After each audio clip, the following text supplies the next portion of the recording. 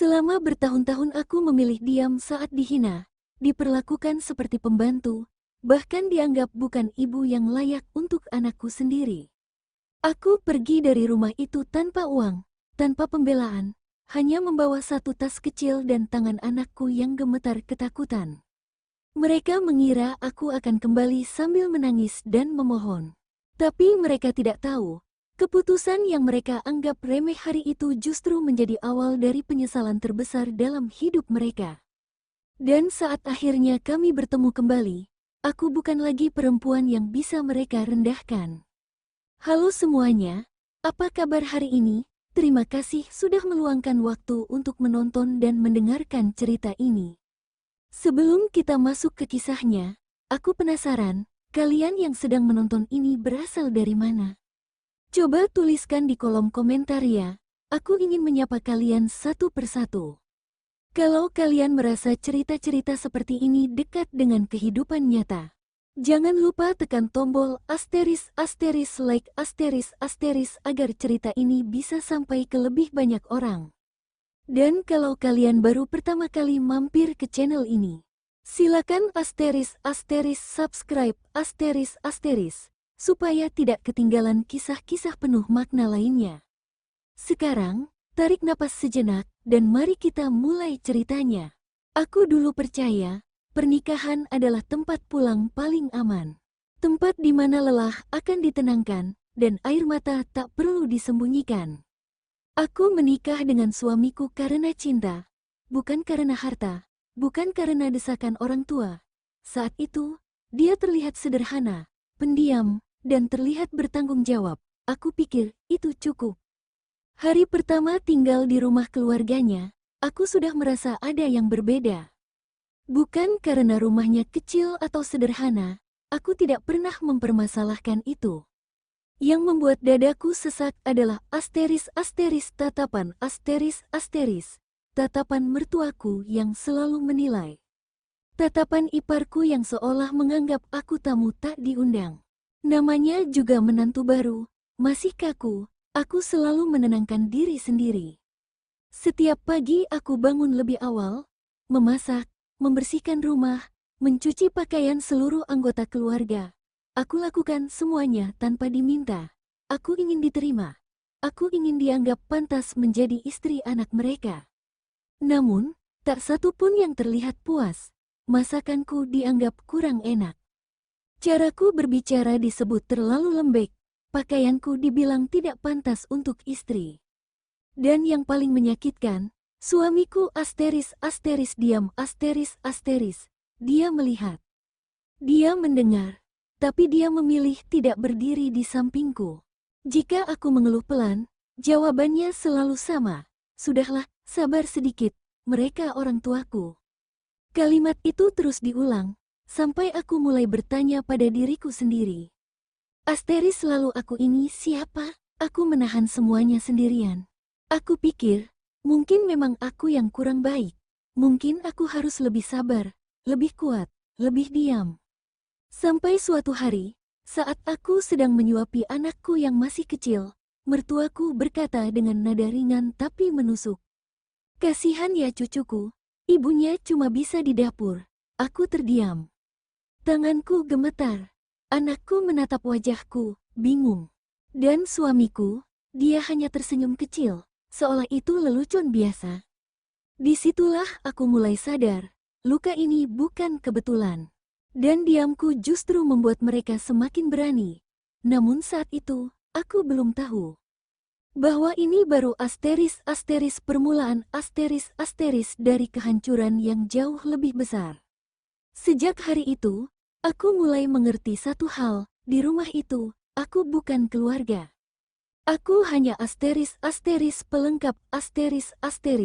Semua yang kulakukan selalu salah. Jika aku diam, aku disebut tidak sopan.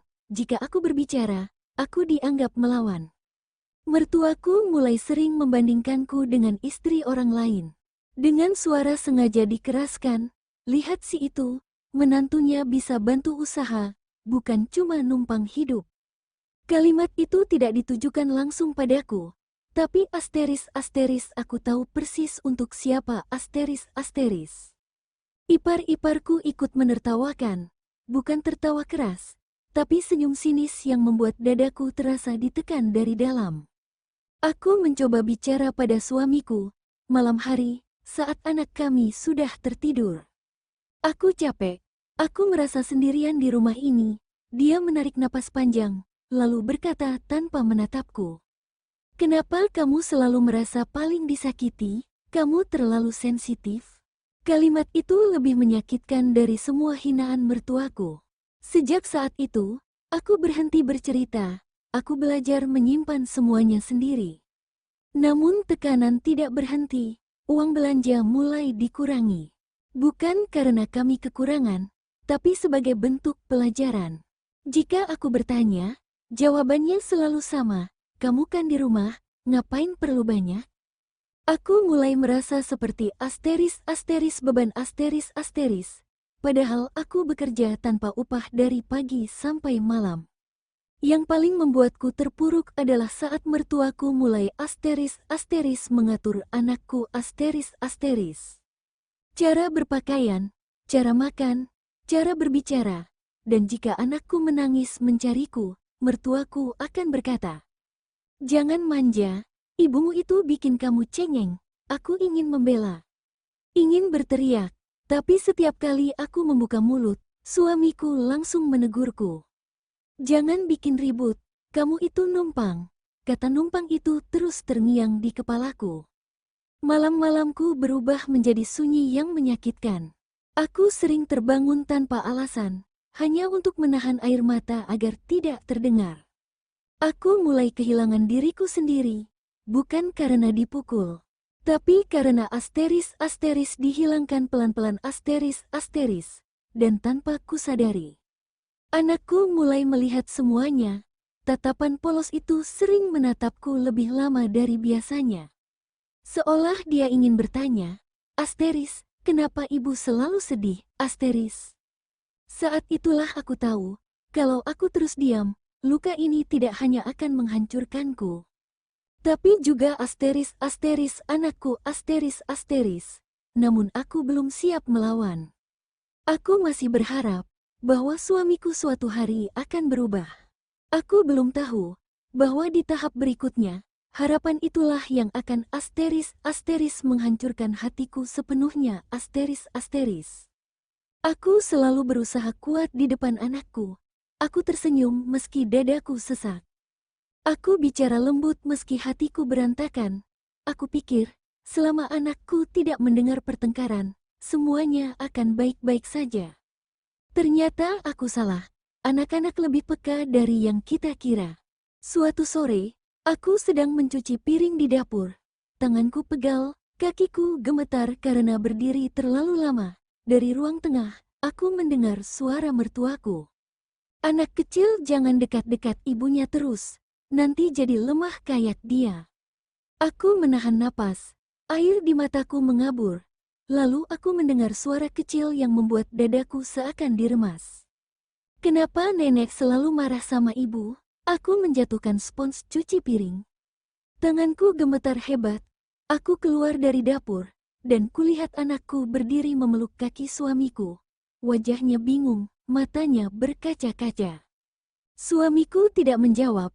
Dia hanya menepuk kepala anakku sambil berkata, "Sudah, jangan ikut campur urusan orang dewasa." Aku ingin berteriak. Ingin bertanya, sejak kapan menyakiti ibunya sendiri disebut urusan orang dewasa? Malam itu, anakku tidur memelukku lebih erat dari biasanya. "Bu, kenapa ibu sering nangis?" Pertanyaan polos itu menghantamku lebih keras dari tamparan apapun. Aku memalingkan wajah, takut air mataku terlihat. "Enggak, nak, ibu cuma capek." Dia diam sebentar, lalu berbisik pelan. "Kalau ibu capek, kita pulang aja, ke tempat yang nenek gak marah." Dadaku langsung sesak. Aku menahan tangis sampai bahuku bergetar. Ternyata, selama ini, anakku melihat semuanya Hari-hari berikutnya, perlakuan mereka semakin terang-terangan. Anakku dimarahi jika terlalu dekat denganku. Jika dia membelaku, dia disebut anak kurang ajar. Dan puncaknya terjadi pada suatu pagi. Anakku menumpahkan minumannya di lantai. Aku langsung membersihkan, sebelum siapapun bicara. Namun mertuaku sudah terlanjur berdiri sambil menunjuk ke arahku. Makanya, jangan nurutin ibunya, anak jadi ceroboh. Aku masih diam. Tapi saat aku melihat wajah anakku, takut, bingung, dan merasa bersalah, ada sesuatu yang asteris retak di dalam diriku asteris. Aku menatap suamiku. Aku berharap, kali ini saja, dia berdiri di pihak kami. Namun dia justru berkata, "Sudah dibilang, kamu itu gak becus ngurus anak." Kalimat itu membuatku benar-benar asteris hancur asteris. Bukan karena dia marah, tapi karena dia memilih asteris menyalahkanku asteris di depan anak kami sendiri. Malam itu, aku duduk di kamar mandi sambil menutup mulut dengan handuk agar isak tangisku tidak terdengar. Aku menatap cermin dan hampir tidak mengenali diriku sendiri. Wajah pucat, mata bengkak, senyum yang hilang entah kemana. Dan untuk pertama kalinya, aku berpikir, asteris bagaimana kalau aku pergi saja? Bukan karena aku lemah, tapi karena aku ingin asteris menyelamatkan anakku asteris. Aku belum tahu caranya, aku belum berani, tapi satu hal sudah pasti. Aku tidak bisa tinggal di rumah itu lebih lama, dan aku tidak menyangka bahwa di tahap berikutnya, kepergianku akan asteris dipaksa asteris. Bukan dipilih, hari itu aku tidak ingat tanggalnya. Yang kuingat hanya asteris rasanya asteris. Pagi itu rumah terasa lebih dingin dari biasanya. Tidak ada sapaan, tidak ada suara piring, hanya tatapan yang sudah menunggu kesalahanku. Aku sedang membantu anakku memakai sepatu ketika mertuaku berdiri di depan pintu, menyilangkan tangan. "Kamu kesini sebentar." Nada suaranya datar, terlalu datar untuk sesuatu yang baik. Aku mengikuti ke ruang tengah, ipar-iparku sudah duduk di sana. Dan suamiku, dia tidak menatapku sama sekali. Mertuaku langsung bicara tanpa basa-basi. "Kami sudah lama memikirkan ini. Kamu tidak cocok tinggal di rumah ini." Aku terdiam. "Ma, maksudnya, kamu tidak bisa mengurus rumah, tidak bisa mengurus anak, dan yang paling parah, kamu bikin suasana keluarga jadi tidak nyaman." Kata-kata itu jatuh satu persatu, seperti palu. Aku menoleh ke suamiku. Aku menunggu satu kalimat saja, satu pembelaan kecil. Namun dia hanya berkata pelan, "Untuk sementara, kamu pulang saja ke rumah orang tuamu." Asteris untuk sementara. Padahal aku tahu, kalimat itu sering berarti asteris selamanya asteris. Aku bertanya dengan suara bergetar, "Kalau aku pergi, anakku bagaimana?" Mertuaku menjawab cepat, "Anak biar di sini, lebih terurus." Dunia seakan runtuh di kakiku. Aku memeluk anakku refleks. Tubuh kecil itu langsung menegang. "Bu, jangan pulang," bisiknya panik. "Bu, kita jangan ke rumah ini lagi." Kalimat itu membuat seluruh ruangan sunyi. Anakku menangis keras. Tangannya mencengkeram bajuku, seolah aku akan hilang jika dilepaskan. Aku menatap suamiku dengan mata penuh air. "Dia anakmu." Dan jawaban yang kudapat adalah kalimat yang asteris tak akan pernah kulupakan asteris. "Jangan drama, kamu bikin anak jadi lebay."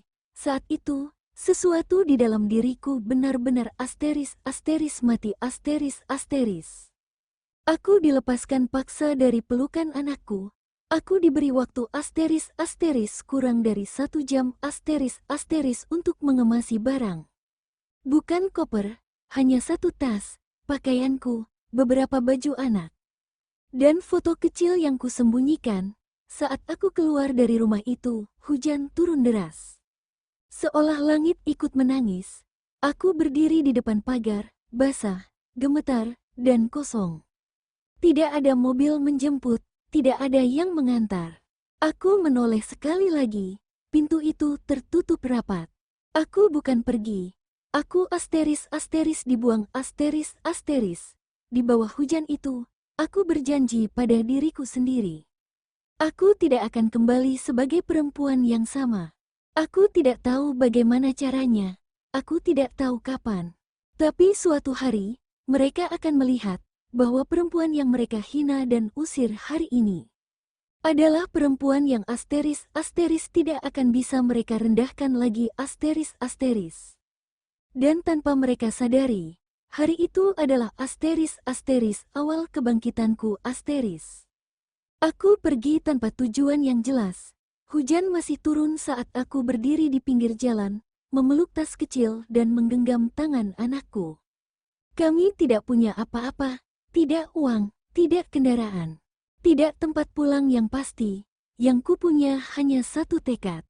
Asteris anakku tidak boleh kembali ke rumah itu. Asteris aku menumpang di rumah orang tuaku, rumah kecil, sederhana, dan penuh kekurangan. Tapi di sanalah aku bisa bernapas tanpa takut dimarahi. Malam pertama, aku menangis tanpa suara, bukan karena lapar, bukan karena dingin, tapi karena asteris rasa gagal sebagai istri asteris yang terus menghantuiku.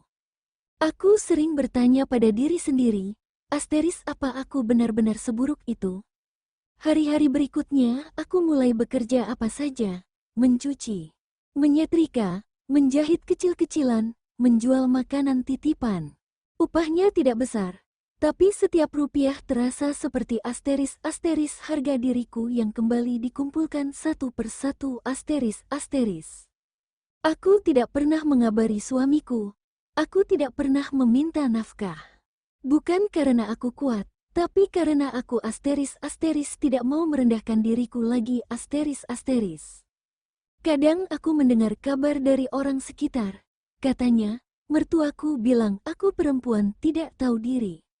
Katanya, suamiku bilang aku pergi karena tidak tahan hidup susah. Aku hanya tersenyum pahit. Mereka tidak tahu, aku bekerja sampai tangan pegal. Tidur hanya beberapa jam, bangun sebelum subuh demi menyiapkan dagangan. Yang paling berat adalah melihat anakku. Dia sering terbangun malam hari, memelukku erat. Bu, nenek marah gak kalau kita gak pulang? Aku menahan air mata dan menjawab pelan. Enggak, nak, sekarang ibu sama kamu aman, dan setiap kali aku berkata aman. Aku berjanji dalam hati untuk asteris membuat kata itu benar-benar nyata asteris. Aku mulai belajar berdagang lebih rapi. Belajar menabung meski sedikit, belajar bicara percaya diri meski suara masih gemetar. Aku berhenti mengeluh, aku berhenti berharap pada orang yang sudah memilih pergi. Pelan-pelan, hidupku berubah, tidak drastis, tidak instan. Tapi asteris cukup untuk membuatku berdiri lagi asteris, dan tanpa kusadari. Aku tidak lagi menunduk saat orang berbicara padaku. Aku belum sukses, belum kaya, belum menang, tapi aku sudah berbeda. Dan di suatu hari yang tidak terduga, teleponku berdering. Nama yang sudah lama tidak kusimpan, muncul di layar. Itu suamiku. Saat itulah aku sadar, perjuangan diamku. Akhirnya asteris mulai terlihat asteris. Aku tidak langsung menjawab telepon itu. Tanganku gemetar saat layar ponsel terus menyala. Nama yang dulu membuatku takut, kini hanya membuat dadaku terasa kosong. Aku membiarkannya berhenti sendiri. Beberapa hari kemudian, aku mendengar kabar yang membuatku terdiam cukup lama. Usaha keluarga mereka menurun, utang mulai menumpuk. Dan rumah yang dulu terasa megah bagiku, kini sering sunyi. Aku tidak merasa senang, tapi juga tidak merasa kasihan. Aku terlalu sibuk dengan hidupku sendiri. Usaha kecil yang dulu hanya titipan, kini mulai punya namaku sendiri. Aku belajar mengatur keuangan. Aku berani bicara dengan pelanggan. Aku berani menolak jika diperlakukan tidak adil. Untuk pertama kalinya dalam hidupku. Aku merasa asteris dianggap manusia asteris. Anakku mulai tersenyum lagi. Dia mulai berani bercerita, dan setiap kali dia tertawa, aku tahu. Keputusan pergi dulu adalah keputusan yang benar. Suatu siang, saat aku sedang sibuk melayani pembeli, seseorang berdiri cukup lama di depan tokoku. Aku menoleh, dan jantungku langsung berdegup keras. Mertuaku, wajahnya terlihat lebih tua. Nada bicaranya tidak lagi setajam dulu. "Ini, tokomu?" tanyanya pelan. Aku mengangguk, tidak ada senyum, tidak ada dendam. Hanya jarak. Dia menelan ludah. "Kalau boleh, kami ingin bicara." Aku menatapnya cukup lama sebelum menjawab, "Maaf, saya sedang bekerja." Kalimat sederhana itu dulu tak pernah bisa kuucapkan. Beberapa hari setelah itu, suamiku datang, sendirian.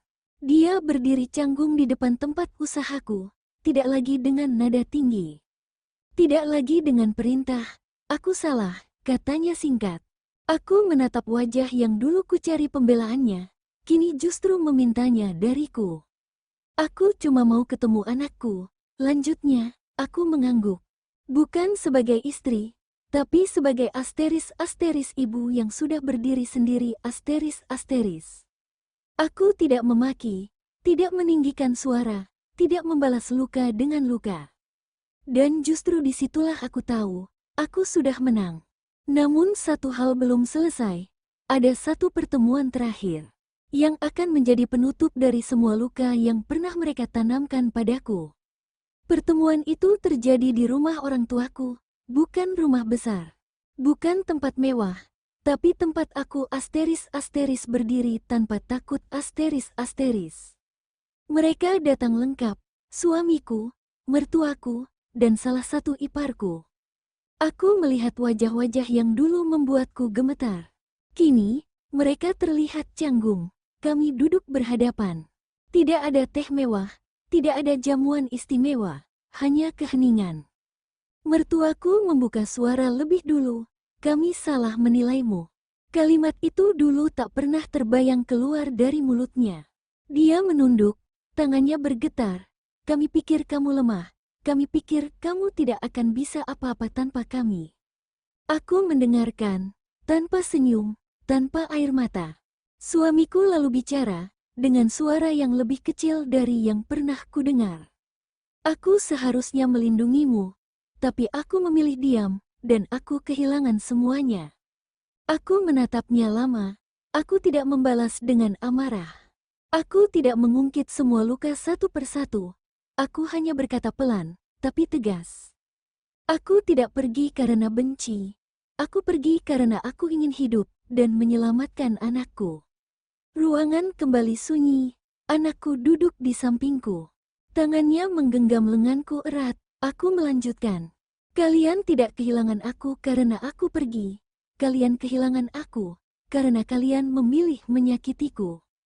Mertuaku menangis, bukan tangis keras, tapi tangis orang yang terlambat sadar.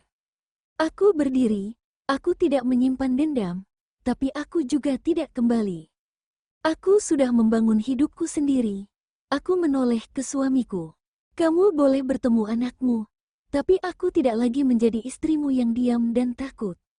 Saat itu aku melihat sesuatu di mata mereka, bukan marah, bukan benci, asteris penyesalan, dan aku tahu, itulah karma yang paling menyakitkan. Setelah mereka pergi, aku duduk memeluk anakku. "Bu, sekarang kita aman." "Ya." Aku tersenyum. Senyum yang dulu tak pernah bisa kupunya. "Iya, nak, sekarang ibu sudah pulang ke diri ibu sendiri." Aku bukan membalas dengan kebencian. Aku membalas dengan asteris kehidupan yang lebih baik asteris. Dan itu, ternyata jauh lebih menyakitkan bagi mereka daripada 1000 kata makian.